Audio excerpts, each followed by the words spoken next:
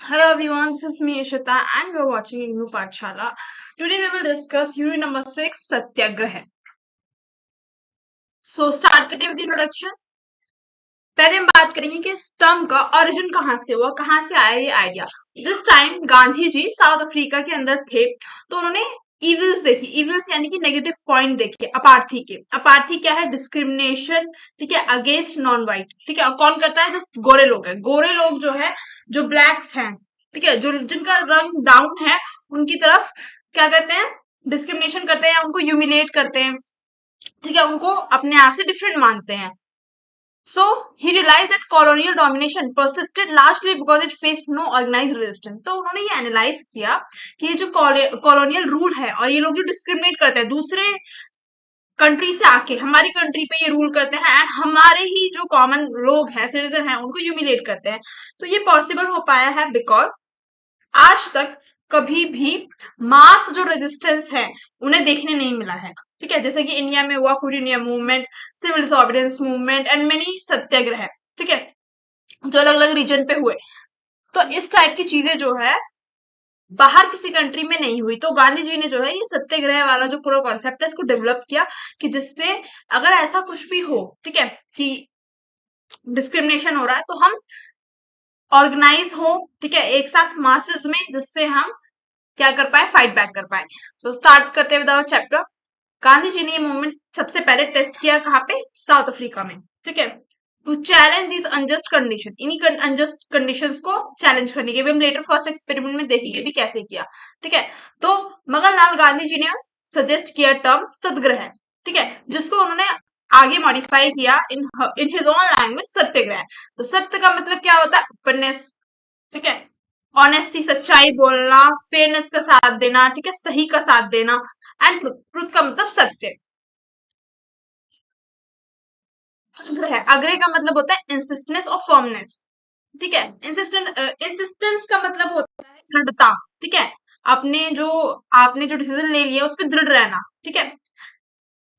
Next is first experiment. अभी सत्याग्रह का first experiment किया गांधी जी ने 1907 में, जब वो साउथ अफ्रीका में थे।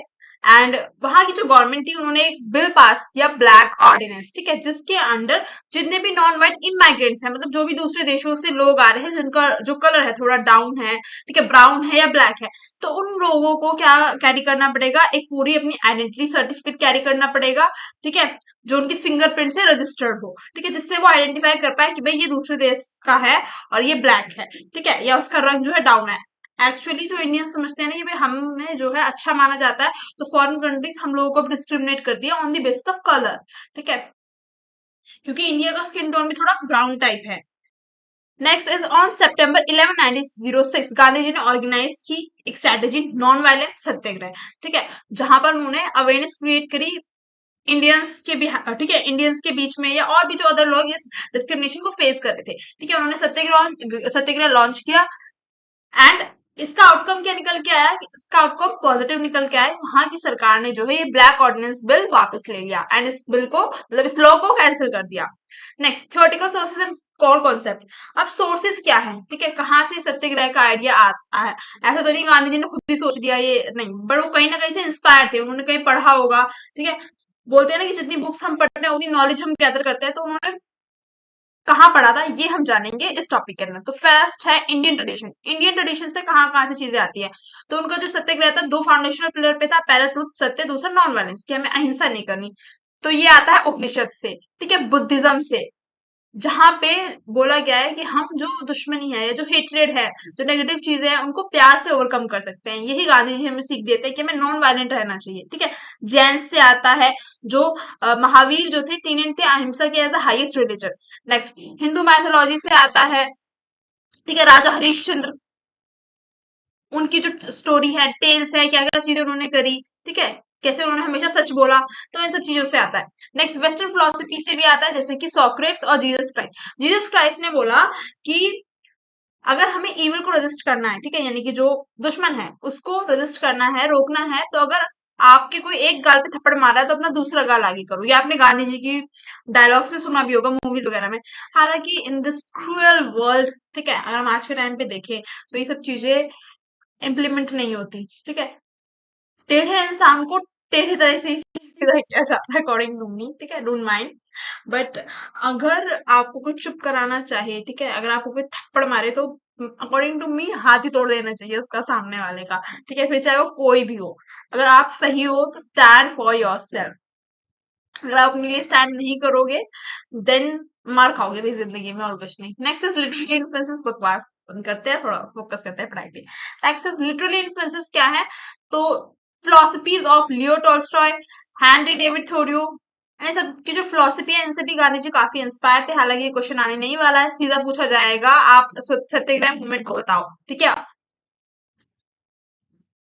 नेक्स्ट की कॉन्सेप्चुअल डिस्टिंक्शन, तो सत्याग्रह के अलावा और भी छोटे छोटे प्रोटेस्ट चल रहे थे, सो मैं उनके बारे में भी जान लेते हैं। तो फर्स्ट था पैसिव रेजिस्टेंस, ठीक है, जो सत्याग्रह के अलॉन्ग भी चल रहा था। तो सत्याग्रह फोकस करता है सच बोलने पे, ठीक है, एंड नॉन वायलेंट पे। नेक्स्ट पैसिव रेजिस्टेंस एक मूवमेंट चल रहा था जो कि फोकस कर रहा था पॉलिटिकल लिवरेज पे, ठीक है। पॉलिटिकल लिवरेज मतलब जो ये ब्रिटिश था ना, ब्रिटिश क्राउन जो रूल कर रहा था इंडिया के ऊपर, इनको हटाने पे, ठीक है, सिर्फ पॉलिटिकल एस्पेक्ट पे वो ध्यान दे रहा था। बल्कि गांधी जी जो थे वो एक इंसान के अंदर जो है मोरालिटी, ठीक है, एथिक्स, वैल्यूज, ये सब चीज डेवलप करे थे कि हमें जो है एक कैसा वे ऑफ लिविंग जीना चाहिए कि जहाँ पे हम नॉन वायलेंट रहें, ठीक है, सच बोले, सच का साथ दे हमेशा।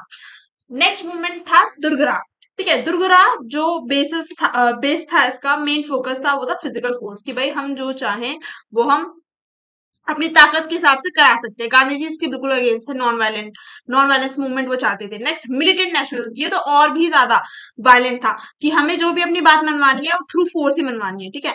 जैसे कि फोर्स के थ्रू क्या हो सकता है कि जो आर्मी वगैरह है जो ब्रिटिशर्स की है, ठीक है, उनको मारना, ठीक है, जो बिल्डिंग्स है, गवर्नमेंट बिल्डिंग्स है, उनको जला देना, इस टाइप को क्या कहते हैं, नॉन वायलेंट, सॉरी नॉन कह रही हूँ मैं, violent type of movement. Next is attitude to opponent. अब उनका एटीट्यूड कैसा है किसी भी मूवमेंट के अंदर, जैसे जो सत्याग्रह में लोग थे उनका एटीट्यूड कैसा था, उनका एटीट्यूड था based on love, seek to root out the evil, never the evil doer. यानी कि इसमें लोगों की धारणा थी कि हमें सामने वालों को खत्म नहीं करना, मारना नहीं है, बल्कि उसके अंदर जो ईविल है, जो उसके अंदर बुरी चीजें हैं, उसको प्यार से ओवरकम करना है। ऑन दी अदर हैंड अगर हम पैसिव रेजिस्टेंस में देखें तो यहाँ पे ऐसे प्यार का, श्रद्धा का कोई रोल नहीं है। एंड आई विल सजेस्ट कि हमारी जिंदगी में भी जो लोग बुरे हैं उनके उनके प्रति प्यार का, श्रद्धा का कोई भी क्या कहते हैं, प्रपोर्शन नहीं होना चाहिए, ठीक है। और कोई बुरा है तो उसको बुरे तरह से डील करो या फिर इग्नोर करो, ठीक है। अगर आप इंट्रोवर्ट टाइप हो तो इग्नोर करो। Next is lakhs of active, जो मैंने बता दिया। नेक्स्ट यहाँ पे क्या था, सामने वाले को हैरेस करना या फिर प्रेशर बनाना, ठीक है। मतलब जो हमारा ओपोनेंट है जिसको हम इविल कंसिडर कर रहे हैं कि हाँ, जैसे कि ब्रिटिश क्राउन है उसको हम इविल कंसिडर कर रहे हैं, तो उनपे प्रेशर बनाना कि वो यहाँ से चले जाएं या अपनी जो भी नेगेटिव चीजें वो कर रहे हैं उसको करना बंद कर दे। जैसे वो लैंड पे रेवेन्यू बोल रही हूँ मैं, सॉरी, लैंड पे बहुत ज्यादा टैक्स लगा रहे थे, तो इस टाइप की चीजें जो है वो बंद कर दें। Next is militant militant nationalism, focus करता है किस चीज पे कि भाई हम ओवरथ्रो कर दें, इनको भगा दें यहाँ से, ठीक है, चाहे वो ब्लडी रिवॉल्ट क्यों ना हो, चाहे लोगों की जान क्यों ना चली जाए, इसको गांधी जी बिल्कुल अपोज करते थे। Next is nature of action, कैसा हो हमारा उनके प्रति, ठीक है, किस टाइप के एक्शन हम कर रहे हैं अपनी बात मनवाने के लिए। तो यहाँ पे था सेल्फ सफरिंग, ठीक है, कि एक गाल पे थप्पड़ पड़े तो दूसरा आगे कर दो ठीक है, ये तो मुझे बिल्कुल समझ में नहीं आया। नेक्स्ट इज यहाँ पे फोकस था कि आप एम्बेरस करो, ठीक है। एम्बेरस करना मतलब क्या होता है, किसी को एक तरीके से नीचा दिखाना कि भाई आप क्या चीज कर रहे हो, ये चीजें आप गलत कर रहे हो, तो एम्बेरस करना, ठीक है। नेक्स्ट इज इंटॉलरेंट, यहाँ पे एक्शन था लोगों का कि भाई हम आप जो भी चीजें कर रहे हो उसको टॉलरेट बिल्कुल नहीं करेंगे, ठीक है। यहाँ पे था वेपन्स कि भाई यहाँ तो गोलियां वोलियां चल रही हैं, ठीक है, प्रॉपर तबाही मच रही है। Next is satyagrahi code of conduct. अब एक सत्याग्रही का कोड ऑफ कंडक्ट कैसा होना चाहिए, वे ऑफ लिविंग बेसिकली कैसा होना चाहिए, कैसा डिसिप्लिन होना चाहिए उसके अंदर। तो जो भी ट्रू प्रैक्टिशनर होगा सत्याग्रही का, वो पहला चीज फॉलो करेगा पॉलिटिकल मीजर, यानी कि नॉन वायलेंट रहेगा। और कैसे टूल अपनाएगा, पिकेटिंग का मतलब होता है कि लोग जब बहुत सारे लोग जब ग्रुप में इकट्ठा हो जाते हैं ना, किसी भी जिसके खिलाफ भी वो प्रोटेस्ट कर रहे हैं, ठीक है, उस बिल्डिंग के बाहर या फिर उनका रास्ता रोकना, ठीक है, अपनी बात को रखना। तो इस टाइप की चीज को हम कहते हैं पिकेटिंग। पीसफुली बात रख रहे हैं, वो ऐसा नहीं कि डंडा वंडा चला रहे हैं, ठीक है, नहीं, मुंह से बोल के। Next is non cooperation.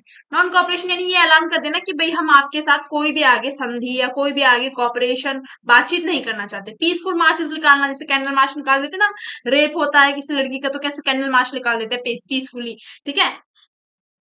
जिसका बच्चा जाना है वो तो चला गया, ठीक है, उसके साथ जो होना था वो हो गया, ठीक है, बस हम कैंडल मार्च लेके निकल जाते हैं, स्टेटस लगा देते हैं, ठीक है। तो ये सब चीजें मेरी तो समझ से बाहर है। या तो अगर आप कुछ नहीं कर सकते तो उस चीज के बारे में मत बोलो। फॉर एग्जाम्पल अगर कोई रेप वगैरह होता है तो मैं ऐसे भाई कहीं पे जाके सपोर्ट लेके कूल बनने के लिए मैं फोटोज वगैरह नहीं लगाती, ठीक है।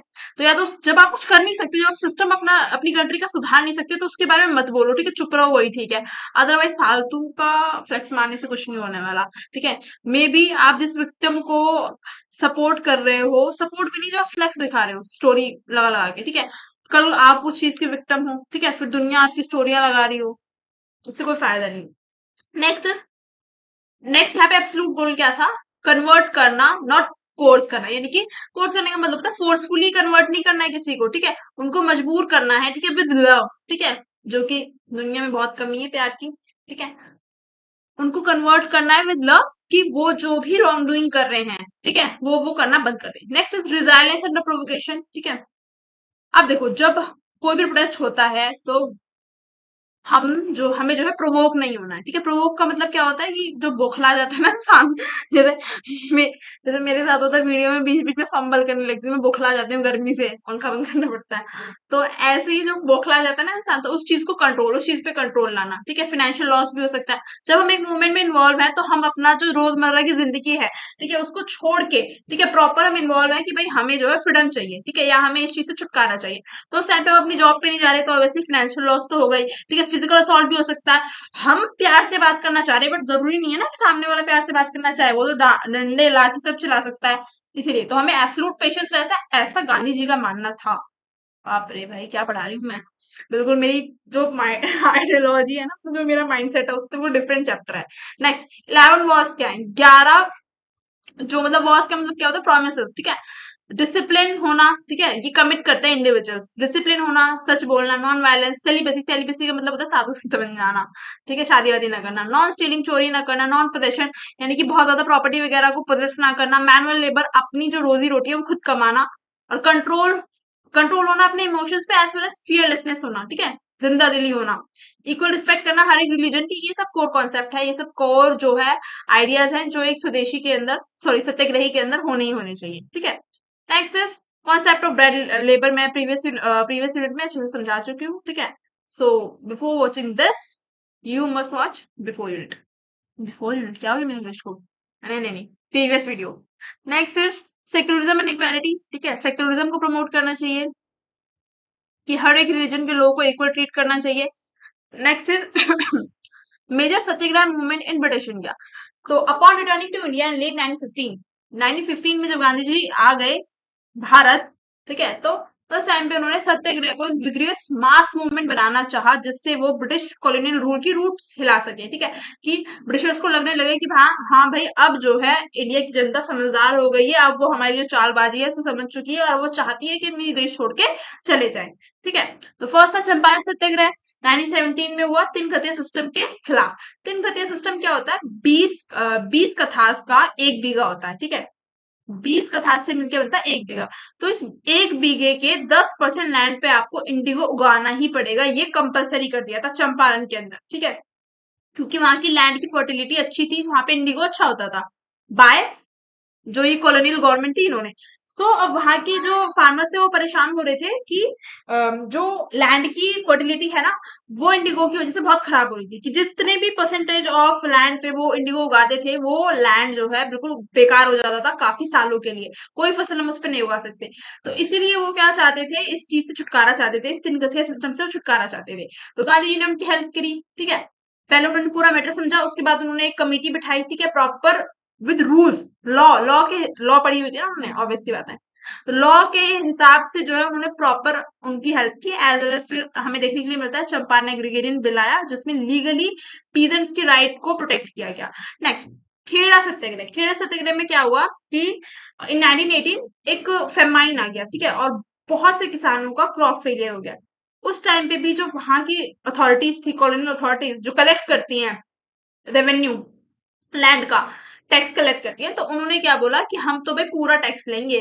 और वहां के जो फार्मर्स थे वो चाह रहे थे कि भाई टैक्स को कम कर दिया जाए, क्योंकि कुछ मुनाफा हुआ ही नहीं तो वो टैक्स देंगे कहाँ से, उनकी तो रोजी रोटी के लिए भी जो है चीजें नहीं है, तो टैक्स कहाँ से दे देंगे। तो उन्होंने चाहा, बट वो ऑब्वियसली बात है, जो गलत इंसान होगा, वो जो चीज आप चाहोगे वो कभी पूरी होगी नहीं, गलत इंसान जो भी होगा, तो वो उन्होंने वो चीज पूरी नहीं की। तो फिर गांधी जी ने क्या किया, पीसेंट्री मूवमेंट प्रॉपर क्या किया, फॉर्म किया, जहां पे पीजेंट्स ने बोला कि भाई हम तो टैक्स नहीं देंगे। ठीक है, लोगों में ये जागरूकता फैलाई कि हम भी जो है इन के खिलाफ आवाज उठा सकते हैं। इवन उन्होंने जो वेल्दी पीजेंट्स थे, जो सक्षम थे टैक्स देने में, उनको भी जो है मना कर दिया कि आप टैक्स मत दो, हमारा साथ दो, तभी हम गवर्नमेंट को झुका पाएंगे। And at the end negotiation हुआ, जहां पर जो कॉलोनियल गवर्नमेंट थी उन्होंने टैक्स की जो हाइक की थी, ठीक है, जो टैक्स की डिमांड की थी कि हम फुल लेंगे, उसको कम किया। Next, Ahmedabad mill worker strike. यहाँ पे जो मिल ऑनर और जो वर्कर्स हैं उनके बीच में ये स्ट्राइक हुई कि जो इंडस्ट्रियल वर्कर्स थे वो चाहते थे कि हमारी जो वेज है उसको थोड़ा बढ़ा दिया जाए। ठीक है, बट मिल ओनर कहते नहीं भाई हम तो नहीं देंगे। अब वेजेस क्यों बढ़ा देनी चाहिए, क्यों कह रहे थे वर्कर, क्योंकि उन्हें दिख रहा था कि भाई प्रॉफिट आ रहा है, स्टिल जो ओनर है वो पैसा नहीं दे रहा है। गाइस एक मिनट, पे पानी पीना है।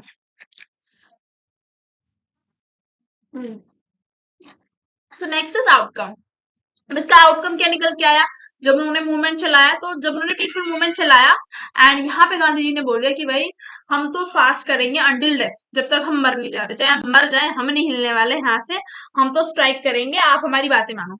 तो fourth day of his fast, तो चौथे दिन उनके फास्ट के जो मिल ऑनर थे उन्होंने 35% जो है हम बढ़ा देंगे सैलरी, उस पे वो एग्री हो गए।